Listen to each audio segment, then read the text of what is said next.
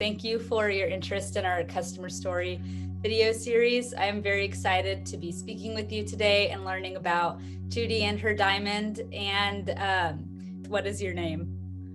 My name is Taylor Lockett. From Minnesota in Dallas. Perfectly done. Thank you. And who is your beautiful diamond made from?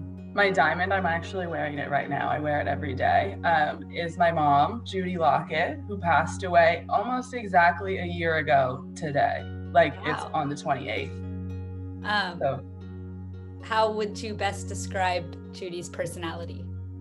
My mom's personality was very, I would say, joyful and grateful, and then like a little bit spicy also. How was she spicy? She was a little edgy, so like if very much like just had her own way to do things, but also, I mean, the kindest soul you would ever meet, but also like at work and stuff, she'd be like, that's stupid, like I don't want to do that. So like so kind, but a little bit spicy. Oh, I love that. Like she's kind, but she's also like not gonna take, any crap from anyone kind of thing. That's amazing. Definitely. What was her favorite thing to do?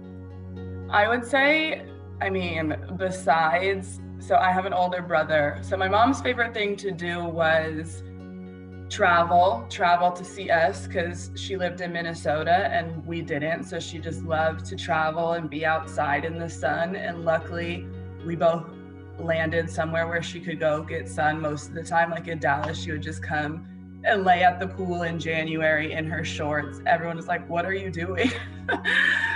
So traveling was her number one, hanging out with her friends, going into happy hours, all of that good stuff.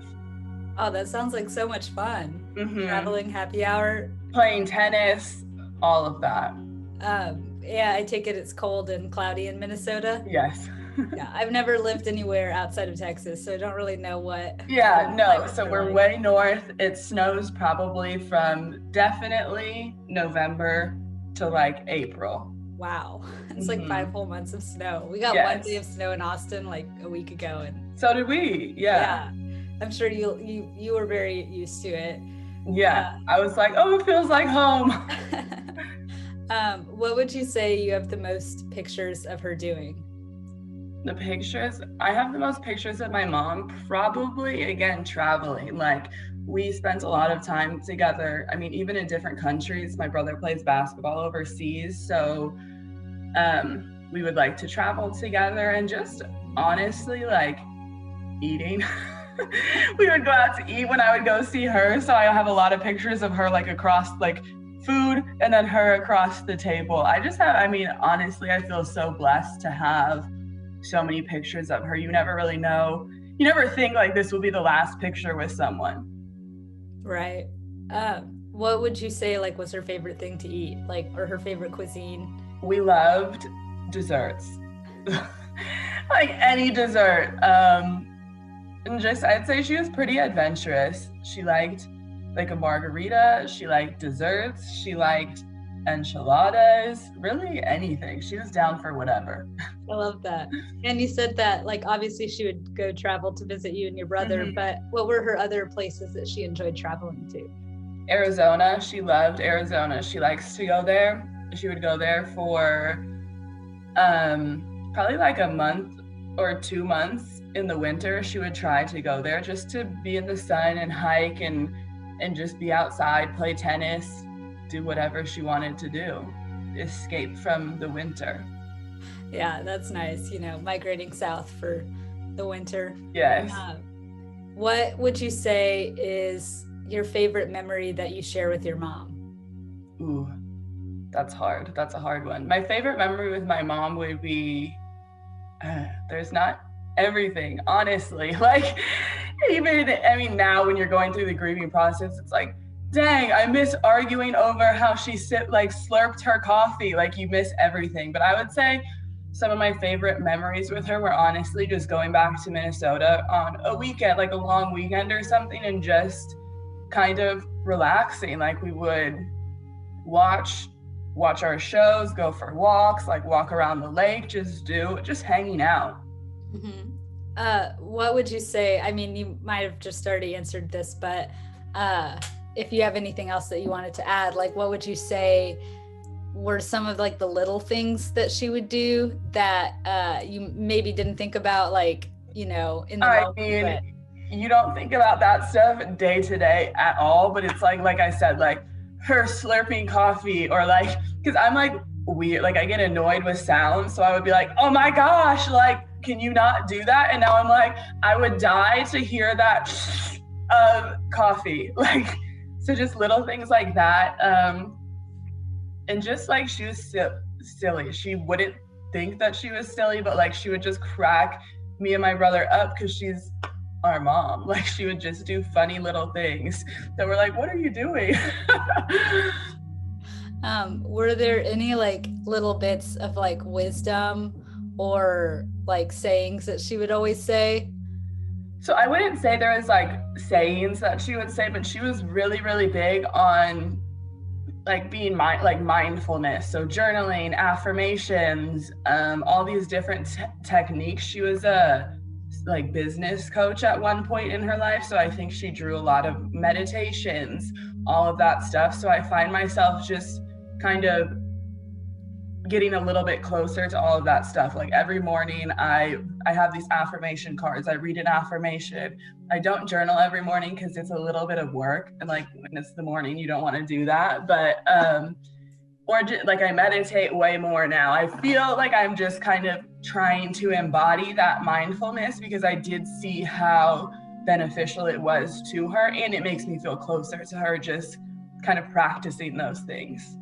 That's beautiful. And those are amazing habits to like pass on to your children, like yes. I try to journal. I feel you. It's hard. Like there's like one of those things you're like, oh, I'll just do that. And then you actually like go to do it and you're like, yeah, I don't know. I would say I do it probably like 3 times a week. And I'm like, like some days it's more, some days it's less. Some days I'm like, I just literally don't have anything to say in this journal, so we're just going to skip it. But the effort is there, and that's amazing. Right. Did she ever do anything like, would she like play pranks on the family, like anything like that? No pranks. So my mom was more of a cheerleader, not a jokester. Like anything that we did, it would be like, I put my socks on this morning, Mom. She'd be like, you are amazing. You are so awesome. You are doing great. Like every little thing for me and my brother was just like having this built-in, I would say more than a one cheerleader. It was like a cheer crowd of just like, you're killing it. Great job. So yeah, I'd say that we missed that, but it's also through grief, you kind of learn to like build that in for yourself. Well, it's so supportive. I love it. What would you say that you miss the most about your mom? Ooh, everything. I mean, just her presence. I would say the thing that I miss the most about my mom is really what I was just talking about, is that supportiveness. And just, we talked every day on FaceTime. So just like that communication and closeness. That's understandable. I mean, that's amazing. And, why did you decide to honor your mom by turning her into a diamond? So we decided, so me and my brother decided to turn my mom's ashes into a diamond because, I mean, there's so many reasons. It's such an amazing concept. I actually was watching Shark Tank. Shark Tank is one of my favorite shows. I don't know when you guys aired on Shark Tank, but it wasn't recently. And then my mom was in the hospital, and that's when we kind of realized things are like taking a turn, and for some reason it just like popped up in my head. Like I was watching Shark Tank forever ago and I was like, oh, that's a cool concept, and then it just like popped back up in my head. So I sat down and I talked with my mom about it actually, and so I had the chance to ask her, like, are you okay with us turning you into a diamond? And at first she was like, what? Like, what are you talking about? I was like, no. And like I showed her the website and we kind of walked through the process, and she was like, yes, definitely. So I think There's so many reasons why we did it, but it lasts forever. It's beautiful. You can wear it. So like, this is mine. I'm wearing it. It's close to my heart, and there's symbolism in the necklace. So it's just, I mean, we just did it because I can't think of a better way to honor somebody. That's amazing. And could you like show the diet? Like, I just let me see if it will show up I feel like you can't see the full, maybe like that. Oh my gosh, it's an eye. That's so cool. So I love that. It's an evil eye pendant, and we went to Greece in summer of 2019, so literally just before she passed. And the evil eye is a really big symbol in Greece, and that's when I kind of got, I would say, like, infatuated with it. But also, it's a symbol of protection. And when I think of a parent, my mom, it's like, it's protecting you. Or you could think about it like an eye, like intuition or something, and also it's a guide. So however, I'm like, whatever way I shake it out, it's really meaningful to me. And then there's, I don't know if you could see it, but there's like little rays, like sun rays coming out from the diamond.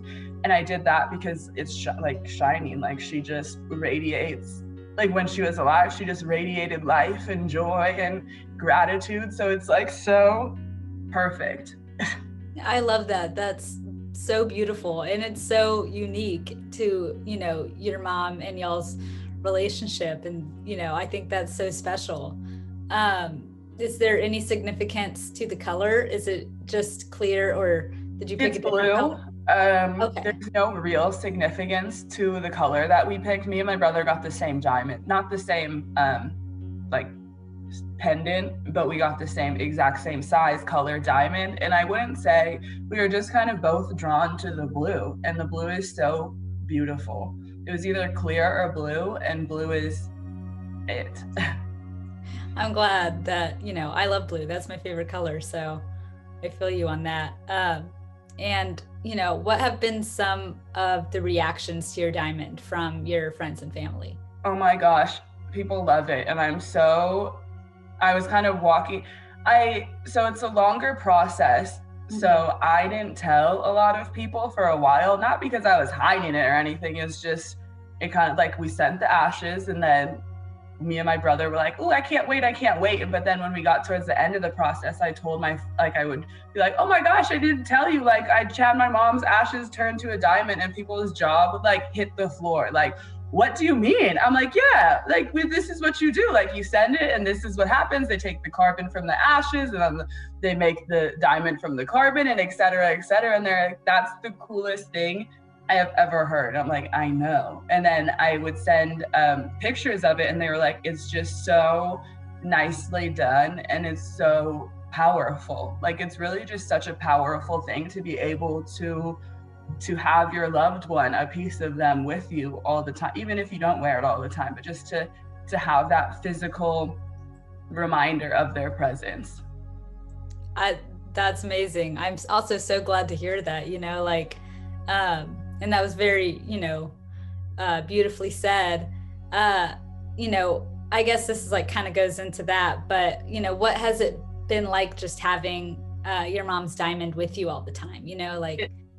Having my mom's diamond with me all the time is amazing. I didn't really think that I would like think a lot of it. Like, yes, it's a beautiful piece, and yes, I know the meaning behind it, but I find myself, like, if I'm getting anxious or nervous or worried, like, I literally will just, I don't consciously do it. I'll just find my hand like resting on my pendant, and I'm like, oh my, that's so special to be able to do that. Right. Like, your mom is always with you. Yes. And people say like your loved one, like your angels walk with you, they're always with you. But again, just to have that physical reminder of that presence is so special. Right. How do you think that your mom would ultimately want to be remembered? Ooh. I know you sent me these questions, but I didn't study.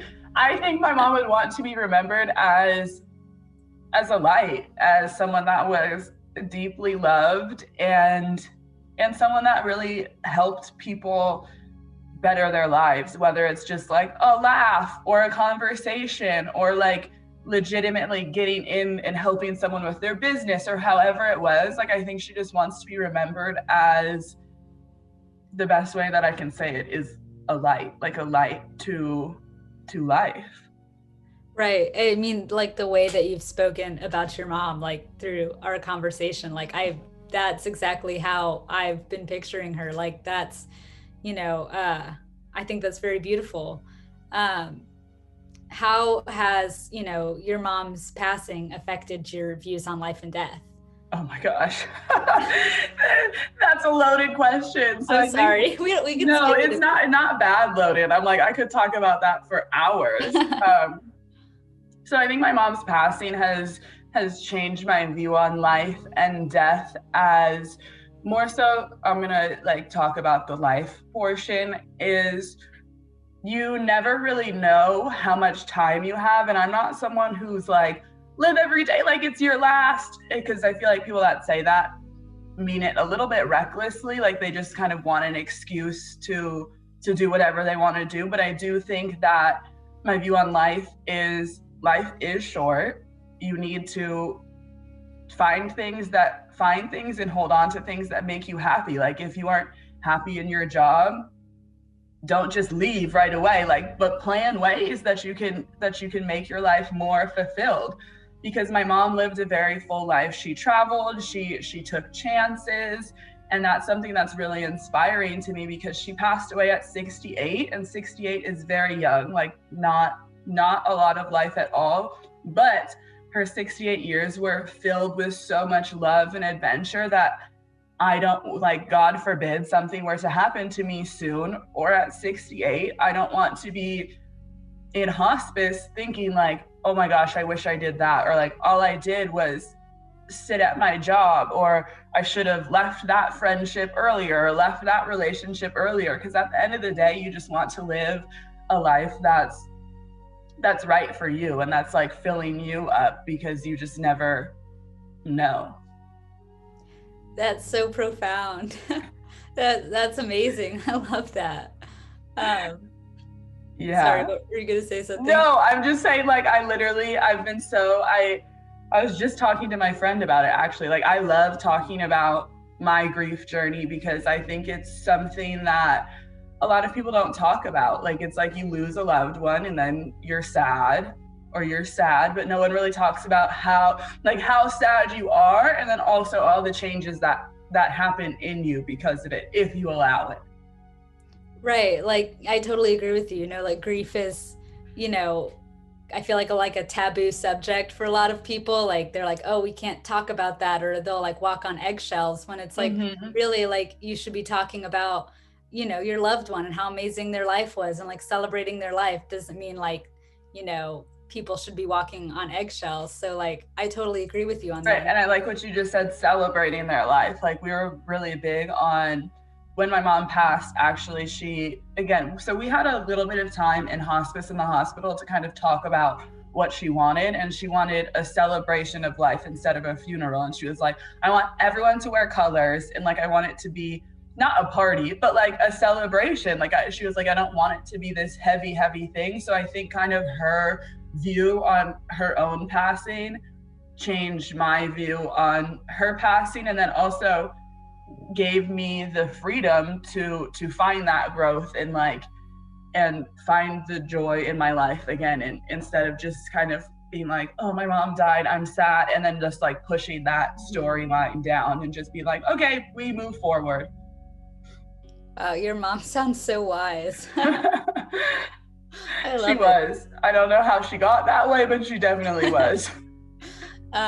What, is one thing that you think your mom would want to tell people watching this video?